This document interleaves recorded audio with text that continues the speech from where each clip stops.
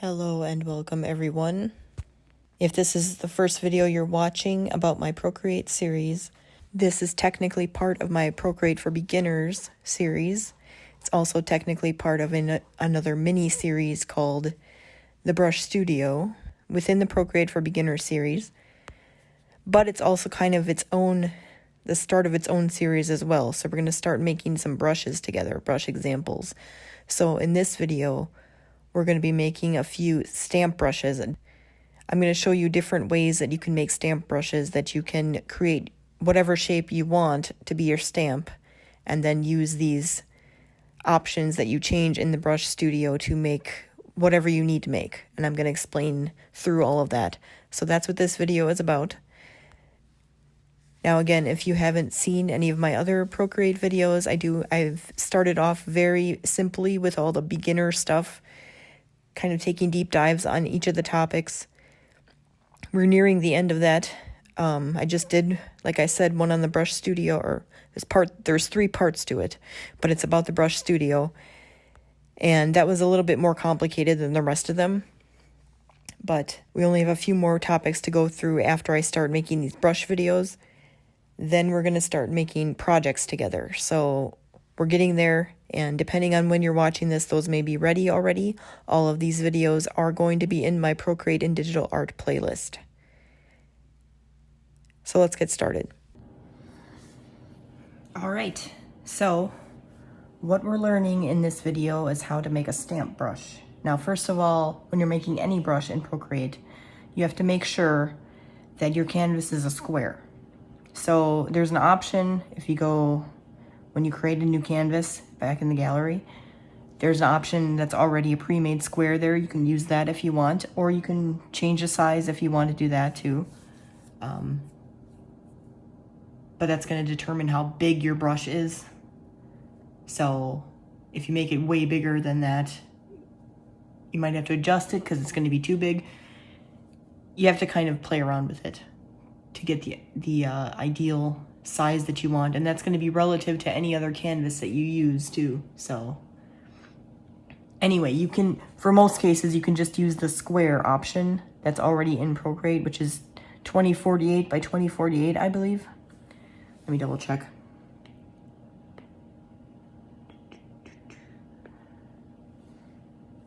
Dimensions 2048 by 2048. But anyway, so it has to be a square canvas, and you're going to want to make your layer on the bottom black, because if you notice, when you go into a brush, let's just pick one. If you go to shape, the shape is white and the background is black. So when you're making a shape, you want white on a black background. Now what we're doing is making stamp brushes, which I went over these that I made in the last video I put out, which is the Procreate for Beginners Brush Studio Part 3 video. It's the tail end of everything. When I was talking about the Brush Studio, I kind of went over some of these brushes that I made that are a stamp brush, or a version of the stamp brush.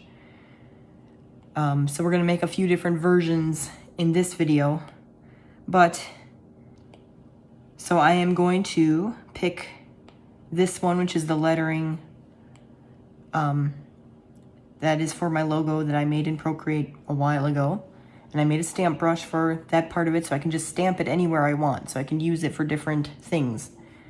I use it for my watermark, I use it for, promotional materials I'm making, advertisements, or social media posts or whatever. So if it's something you're going to use a lot, like a logo, if if you have your own, or something that you're just going to use very often in your art, whatever you're doing, you can make a stamp brush where you can just stamp it on, and you don't necessarily have to use the exact stamp that you make.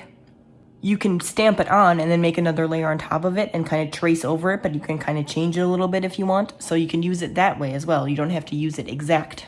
So it's kind of a guideline, or, an exact stamp that you want in your art. So just to show you again, this is my lettering that I made. So I just made a stamp brush of that. Now, if you notice, if I hit it a little lighter, it comes up lighter. I changed the opacity with pressure.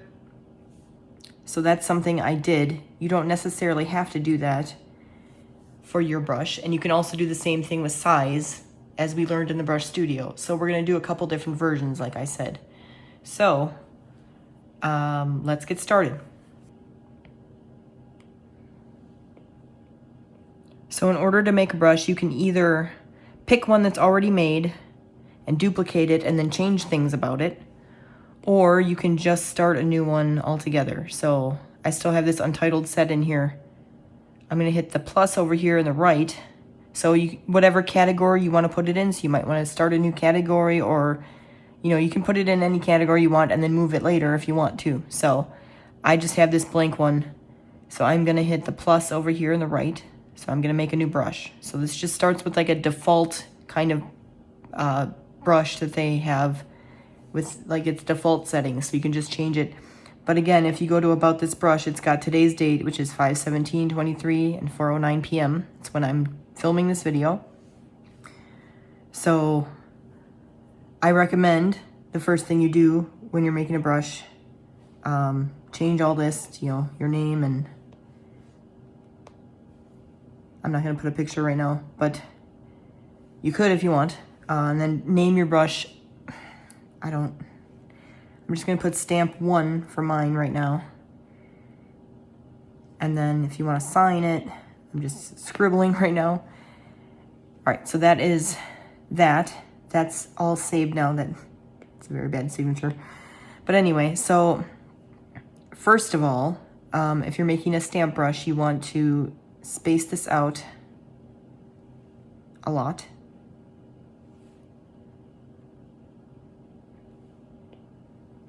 So, you don't accidentally, if it wasn't spaced out, you're not gonna be able to stamp it very well. See that you're getting a little bit of, depending on how you hit the screen, you're getting a little bit of, drag. So you wanna space this out. So that's the first step.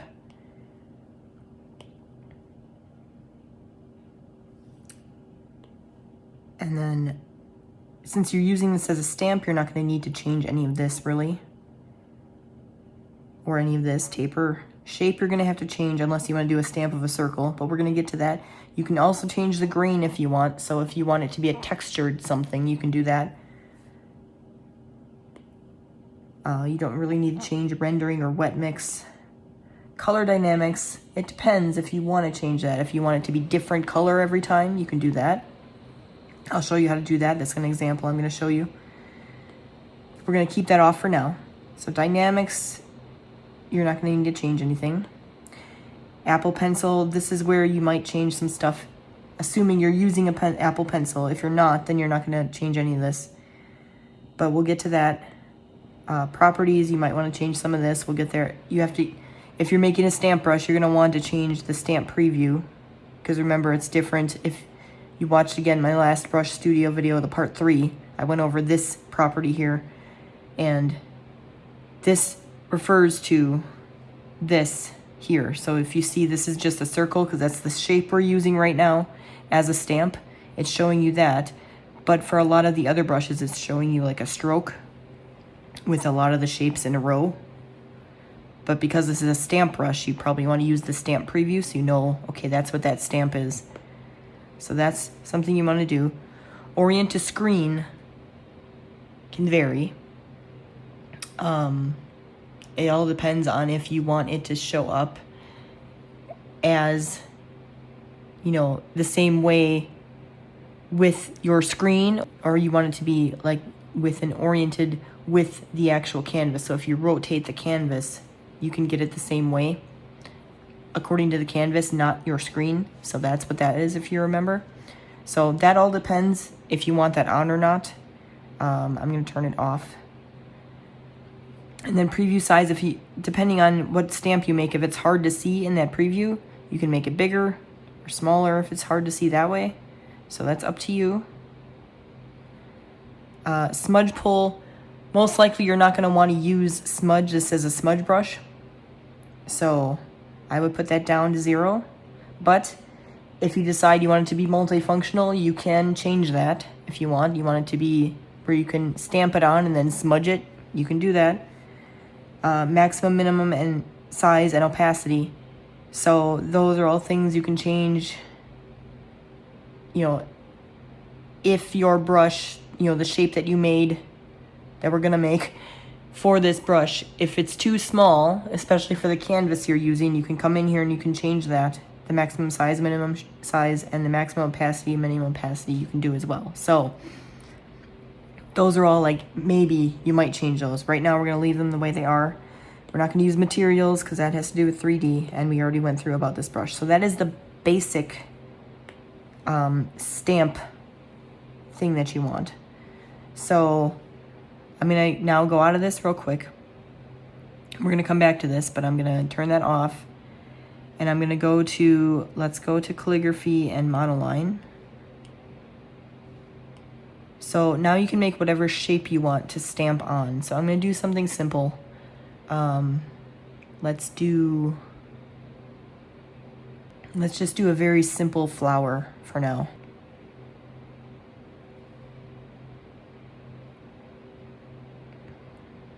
You can use the symmetry tool in the guides if you want to make this perfectly symmetrical. Most flowers aren't anyway though, but you can use that tool if you want, and we'll do that in a project later. But anyway, let's say we're gonna use this general shape for our stamp. So what you wanna do is, there's a few different ways you can do this. You can do the 3-finger gesture. If you have this turned on, you can copy. Actually, you're gonna wanna copy the whole canvas. Copy all. And then if you go back into the regular brush, wherever you started making it, the stamp brush, click in there, go to shape, and then go to shape source, edit. And remember, in the other videos I was showing you the source library because they have a bunch of options in there that you can use for a shape. But you can also paste. So now that pasted that whole canvas on there. So now that is our stamp. That's how big it's showing up. But you can see, like, if I accidentally drag it too much, it's not gonna, at least not right away, it's not going to, like, put another one. It's not gonna smudge it at all. It's not gonna, like, smear it along. It's just one. And you can always erase the other ones if you accidentally do that. But anyway, that is basic stamp brush. Now there's things you can change. So I'm gonna done out of this for now, and then I'm gonna actually duplicate this. Okay, now you see that it's actually came up stamp 1 now, because it automatically adds a 1. I kind of forgot that. But we'll change that when we get in there. But so now, if you go in here, go to about this brush again. Now you duplicated it, so it's gonna have the same information on there. But if you go up here, let's change this to stamp 2 now. So a few things you can change. So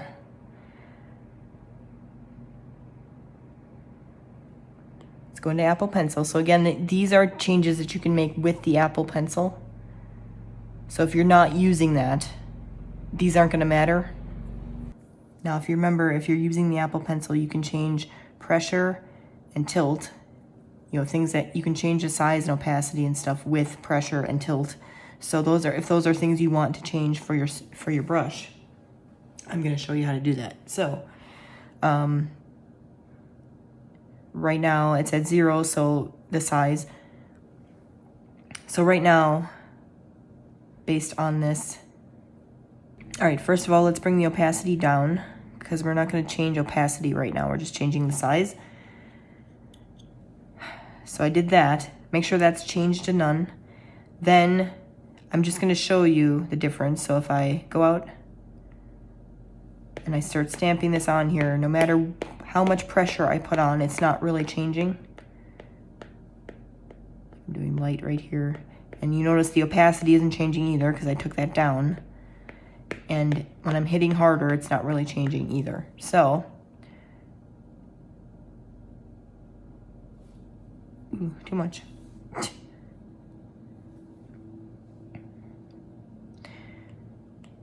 So, going back in here, and again, under Apple Pencil, if you change the size, let's change it all the way and see how much it changes.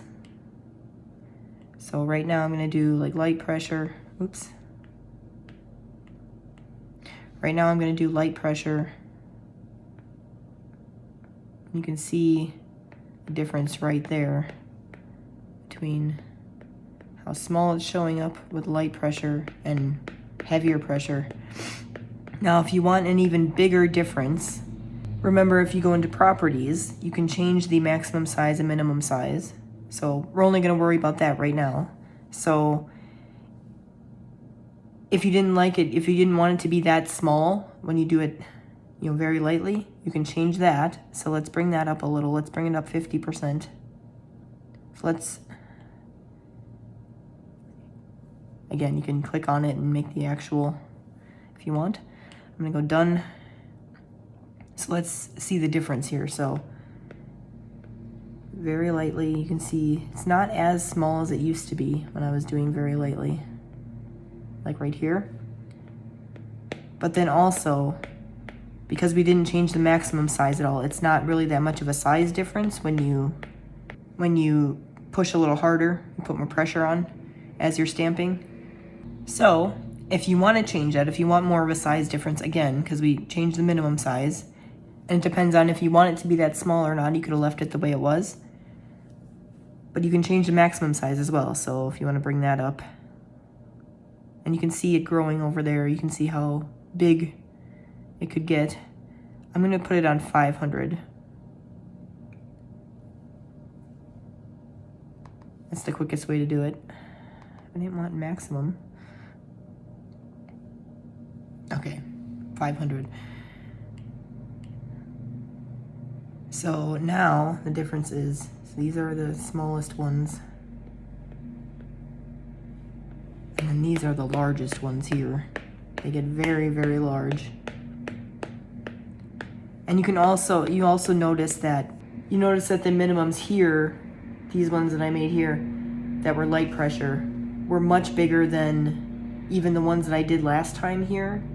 And that's because I changed the maximum size. So that was up to 500% now. So everything's like 5 times bigger, even the minimum, if that makes sense. So you have to kind of find your perfect amount, and you can always adjust it as you go. Like you don't have to have like at a certain point for every canvas or every art thing that you're gonna make. So you can always adjust this, and you can always duplicate the brush if you don't want to mess anything up. But speaking of that, so now that we've changed, this is like a dynamic kind of stamp where it changes size with more pressure with the Apple Pencil. So that's kind of the version we've made now.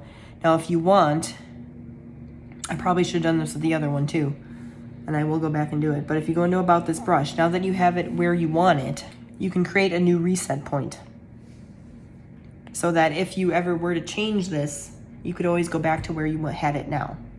So either you want to do this, make sure you do this for your brush, or kind of remember where it was before and then change it back if you want. Or like I said, you can duplicate your brush, which we just did earlier, and then you can start making changes again. So even if you wanted to keep all the properties the same with this one, I'm just going to show you with this. You can just start changing. If you decided that you wanted it to be even larger, you could bring that up with this. Let's go 1,000 here. Is that too much? It does this weird.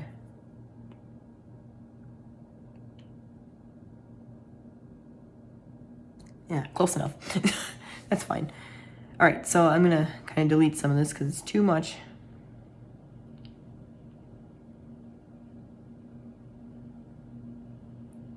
Just to show you, so now everything's going to be even way bigger than it was before. based on pressure. So I'm trying to be very light. This is how small I can get them to be on that. But then if I really, and don't go too hard because you might break your screen, but you see the difference. So as I was explaining, like this is the one that you have normally, but if you wanted it to be even bigger for like a certain project, you could make a copy of this without changing anything on this one, where you'd have to reset it. So you can duplicate it and then start changing things and not worry about having to get it back to where it was. So those are your options. I mean, you can always reset them as long as you create a reset point. So whatever you want to do. So I'm gonna delete this one, and then I'm gonna end up duplicating this again. Actually, let's go back and duplicate this one instead. The first one we made. So I'm gonna go in there, and then I'm gonna go back to Apple Pencil. So now let's do the opposite real quick to show you the difference between making the pressure smaller with more, making the size smaller with more pressure. So the one thing I'll say is you don't want to go all the way down to the bottom, because then it's not going to show up at all, because this is like negative 100% of whatever the minimum is. So like when you're, well, whatever the maximum is, I guess. But either way, it doesn't matter, because this is just gonna not show up at all, because it's like negative 100%. So it's like, it's basically zero. So you don't want that. So depending on how much you want, so let's just do 50. It's just to show you. And I had the opacity all the way down as well.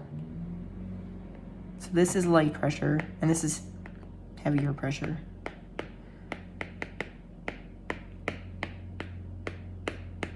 It's hard to catch sometimes. This, I mean, I don't normally do it this way. I do it the other way. I got a nice small one there that you can still see. But anyway, so the lighter pressure ones now are much bigger, and the heavier ones are much smaller. And again, you can change the properties as well. So if you want to play around the sizes here, you can do that. But basically it's the opposite of the last one. So I just wanted to show you the difference there with those. Now again, I'm going to delete this one, because that's just the opposite of this one. But if you want to make a version of that, you can. Now the other thing you can change is, well, let's duplicate this again. Stamp 1. Now we have stamp 1, 1 now. Let's go in, change this to stamp 3. So now we have all the properties that stamp 1 had, which I probably should have changed the opacity on that. It just didn't matter when I was stamping before. Bringing the opacity all the way down to start off. And then the size doesn't matter either. So now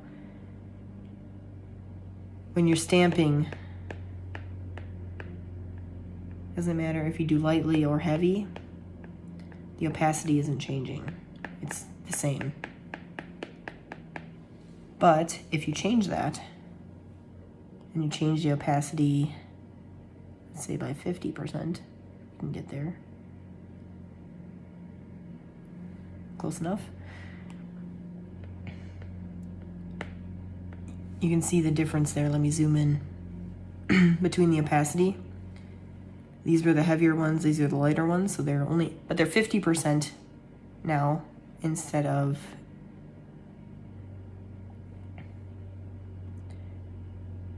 they're 50% lighter. So if that's something you want to change with pressure, you can.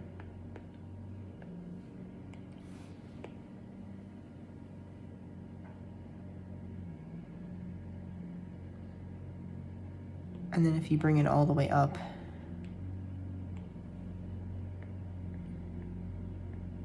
you're gonna be able to get even more faint flowers in there with lighter and lighter pressure.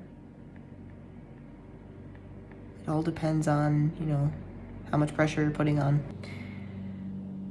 So that is how you would change opacity. Now, just to show you, so let me actually go out. So that's the opacity one. We changed stamp 3. I'm gonna move this up above stamp 2 so we can have it, well, all right, let me move stamp 2 below. Maybe that'll be better, maybe not. All right. So this was the original one, and I actually want to go in here because I didn't change the opacity on this one, and I should have. And let me create a reset point too, because I didn't do that. So now we're good there. So this is just a stamp that doesn't change size or opacity at all. This is one that changes size with more pressure, and you can do the opposite as well if you want. This is one that changes opacity with more pressure. So those are the 3 versions we have so far. Now, you can combine these. So let's duplicate this one, stamp 3, and let's go to stamp 4, name it stamp 4. So then if you go into Apple Pencil again, so now we have the opacity all the way up because we're changing with lighter pressure. But you can also change the size. So let's see what the difference is there.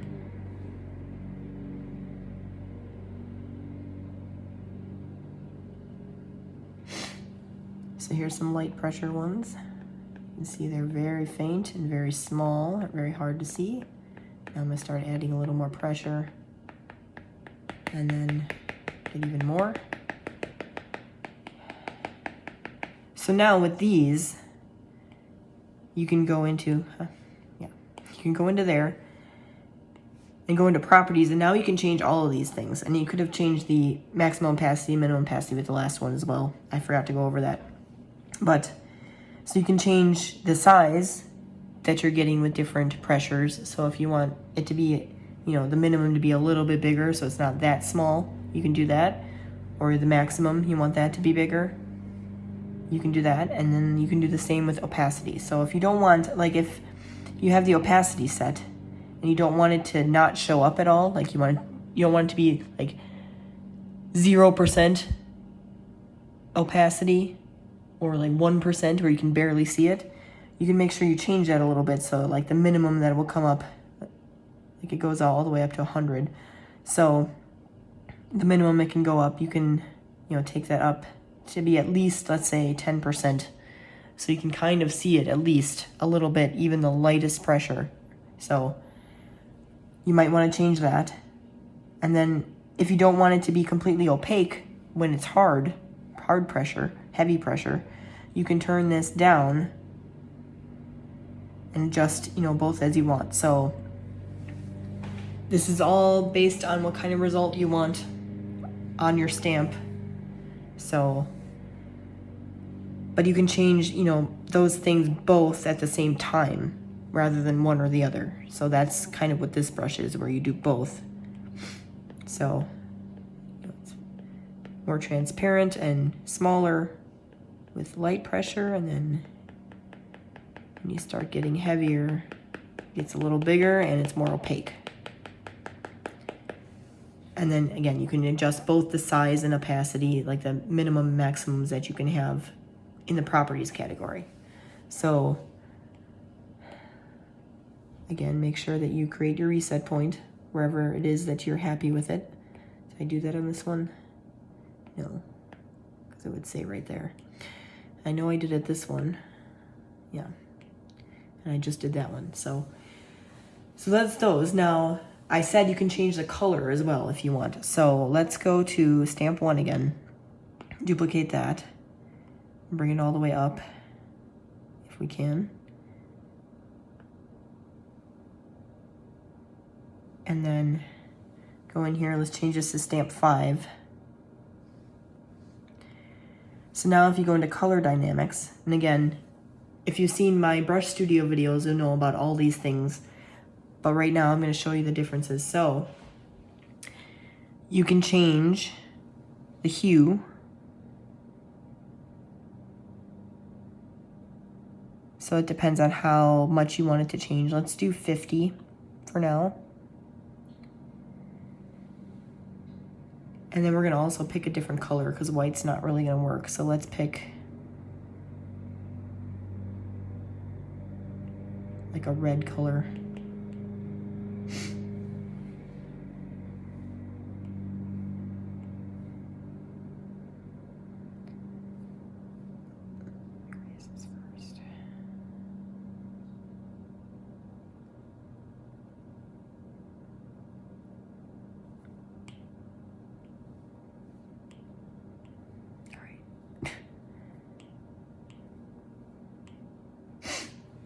All right, all erased. So I just want to go back in here before I do anything and show you. So we're doing the stamp color jitter. So this is change. I mean, we're stamping anyway, but it's changing. I'm going to show you the difference. It's changing the stamp color. So if we were doing this as a stroke with a bunch of stamps together, it would change every stamp in that stroke. If you remember, again, you'll have to go back to the Brush Studio 3 video, which is where I talked about all of these things that we're talking about today. But because we're doing a stamp brush, it's a little different because we're not doing a stroke. So I'm going to show you. So hue is changed by 50%. Now, we pick this red color, and if we keep stamping it, it's going to come up with a different color every time. And also, if we hold it and then keep going, it's also going to do that because it's like, because we spaced them out, remember? That's why it became a stamp brush rather than a stroke. So even if you drag it along, it is going to stamp one ever so often because you can't get it all the way to where it's not going to do that. But it shows up either if you're stamping it like this or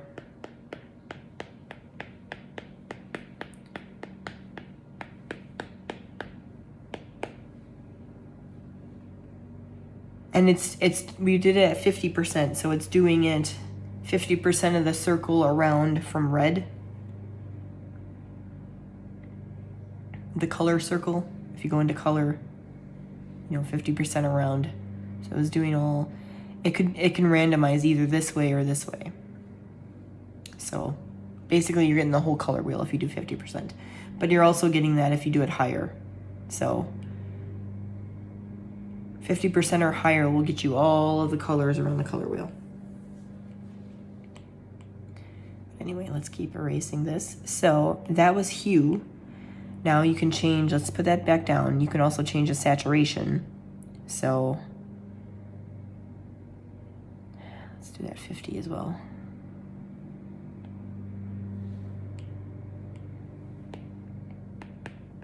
Now you see you're getting different saturations of that red. A slightly different version of that red every time.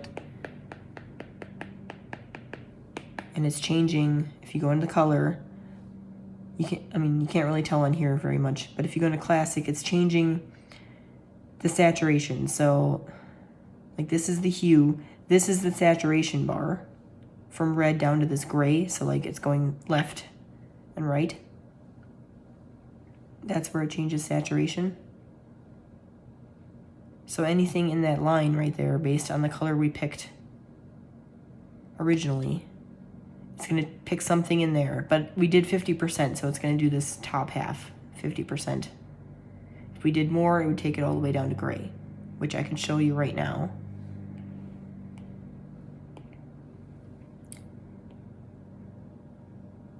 Have it on max. So now you're going to get some grayer tones in there as well. Like the reddish version of this gray.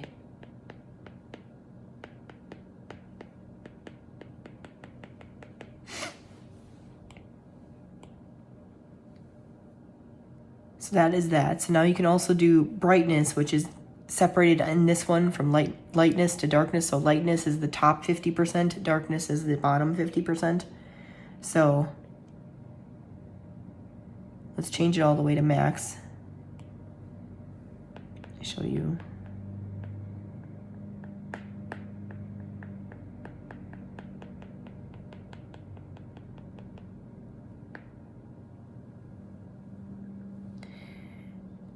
And because this color is already a bright color, it doesn't change in that one. If you remember from the color dynamics, again, the part 3 video for the Brush Studio, I talked about this. It depends on the color you're picking to begin with. But if you change the darkness, it's going to take it down to black at some point, which is not going to show up on the black background. So let's actually turn that off for now. And you can see we're getting some blacker ones in there now.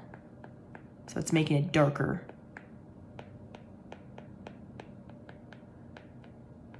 But just to explain what I went over before again in another way, just in case you missed that, you can't really change the brightness on, I don't know why I did that. You can't really change the the lightness, the top half of that, because it's already the brightest version of red. Like the brightness is 100% of that hue that we picked, that specific color. So if you picked something that didn't have 100% brightness, you would be able to change it, vary it a little bit to where it be all the way bright versus whatever you picked. So that's why that doesn't show up exactly right.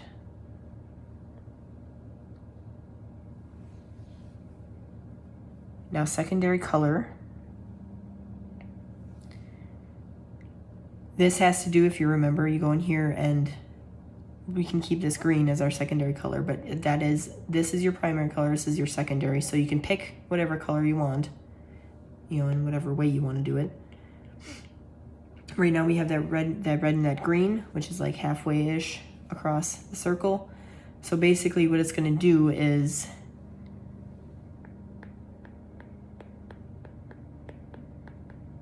pick somewhere in the middle or 100% either that red and green. So you're kind of mixing those two colors together.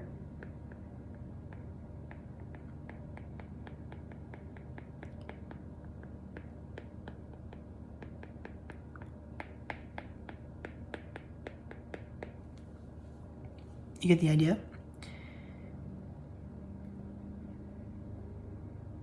I'm going to erase this. It's going to take a lot of time.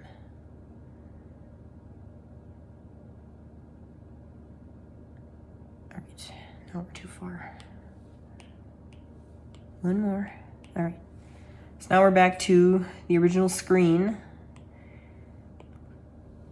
Now, that was stamp color jitter. Stroke color jitter is actually going to do, in this case, the same thing.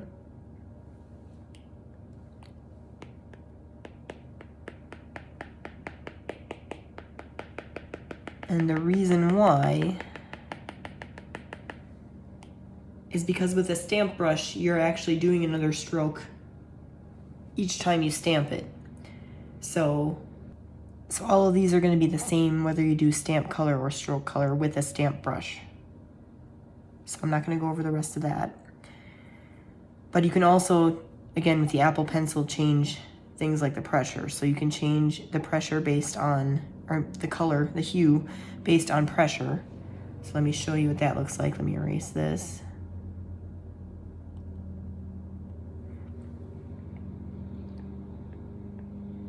So right now I'm doing very light, and now I'm doing very dark.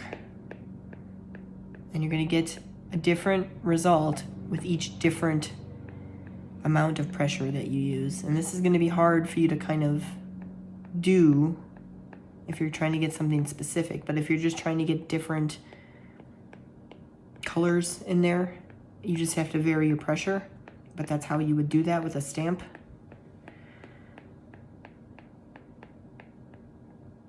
So let's say you wanted a bunch of greener ones, you would do a bunch of light pressure, and then, oh, I want some red ones over here, so then you do heavy pressure.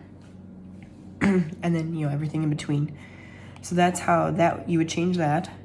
But then you can do the same thing with saturation, brightness, and secondary color. And again, if you want more explanation of like how you do this with a normal brush or with any brush, look at the part 3 video, this Brush Studio part 3. But I do recommend watching all of them so you can get to know all these things. And then the tilt, you can also change as well. And I didn't really go over that when we were going over the Apple Pencil. That's because it's kind of hard to get, especially with a stamp, it's hard to get different things, but I can kind of show you. So if I change the hue with the tilt, I'm going to show you how that changes. So I'm just going to do it over here.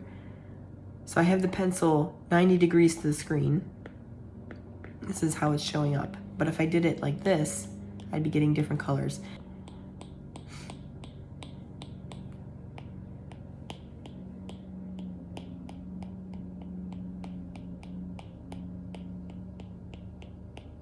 But if you change the tilt of your pencil, it's going to give you different results. But that's a lot harder to do, especially if you're stamping. It's a little easier when you're actually using it to write or something like that. But that's what that would change. So if you wanted to change any of those things with your stamp, you could do that.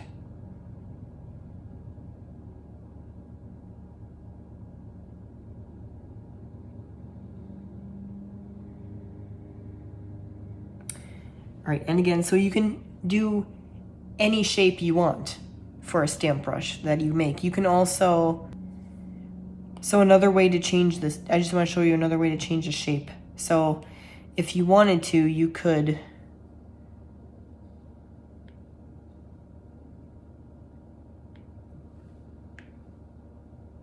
this is our original shape here. And remember, we copied and pasted in order to do it.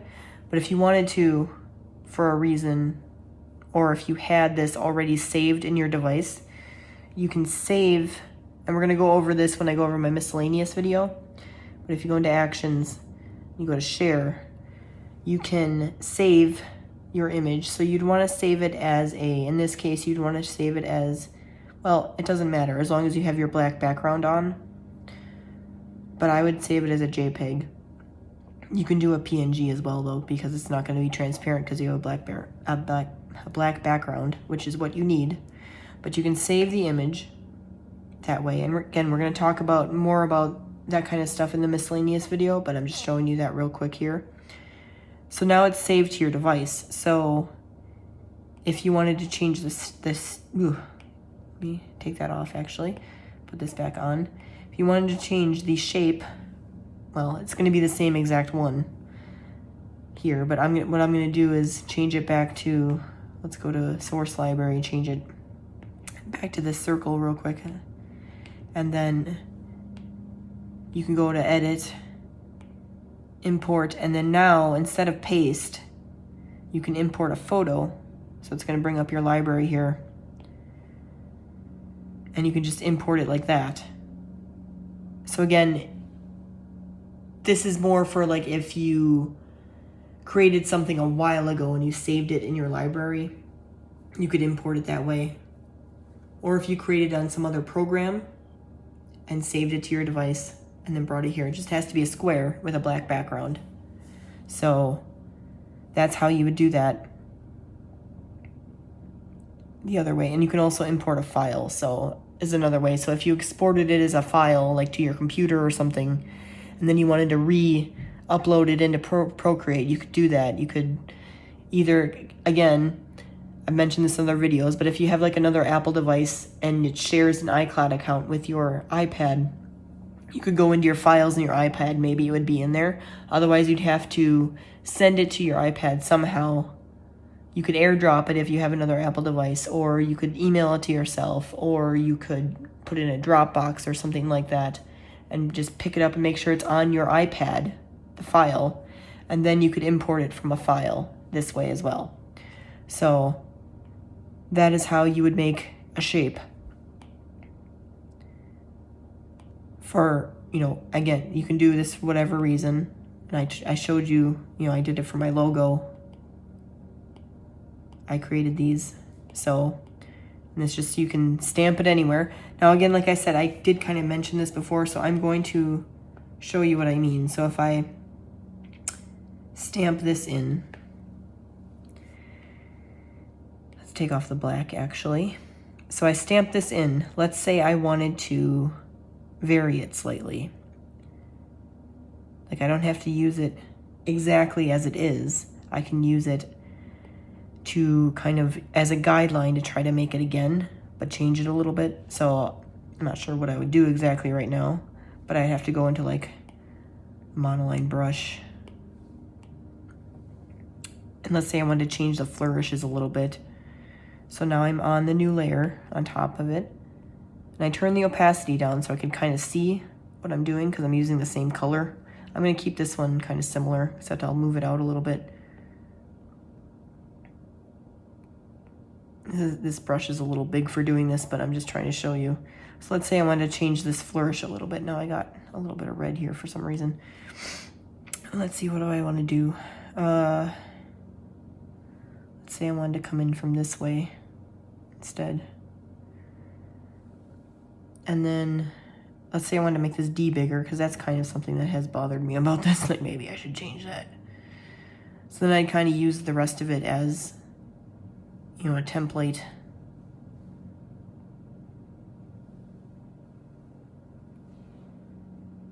Until I get it like exactly the way I want it, basically.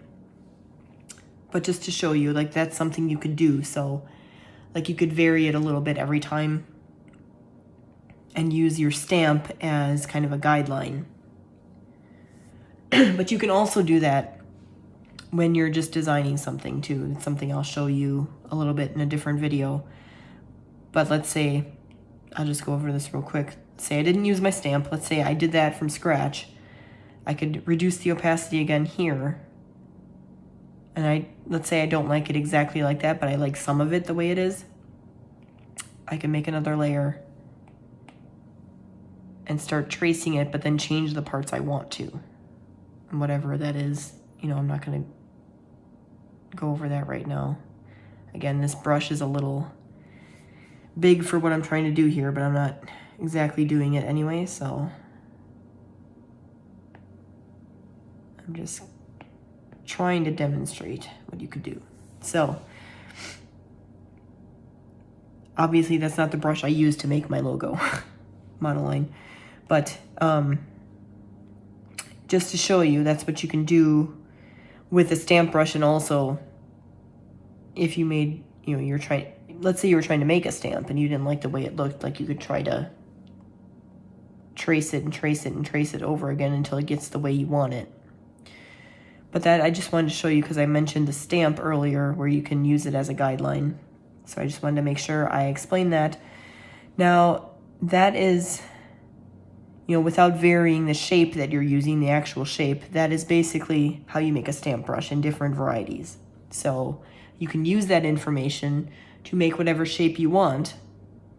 And then again, you can either copy it or you can save it to your device and then upload it as your shape in your brush or shape. There it is. So again, you can import, and you can of course use anything in the source library as well. So if you wanted to stamp any of these anywhere on your canvas, you could, you know, use one of these that Procreate already has on it. The only other thing I didn't really go over is you can change the grain if you want. And we went over that in the part 1 video of the Brush Studio. And that's how that would change based on, you know, things that happened in that video. So I'm not going to go over that. But if you wanted it to be grainy, like have a different texture to it, you could do that. That is the only other thing you could really change for a stamp brush. All right, so that'll give you a good jumping off point to make your own stamp brushes. Okay, I'm going to try to make this quick now. We have a few more brush types that I'm going to go through in this series, and you may see a few more later on. But for now, we're just going to go over a few different options of brushes you can make by making changes to the Brush Studio. And then again, after we do a few of these brushes, we're going to go through the animation assist feature on Procreate. And then we're going to do a few animations together as well, kind of the same way. And then I have a miscellaneous video coming out that has everything that I haven't talked about yet in depth. So basically whatever didn't fit in any other category. And then after all that's done, like I said, we're going to start doing some projects together. So those will be coming soon. And again, if you're watching this later, they may be out already. They are in my Procreate and digital art playlist. But I'll see you in the next one.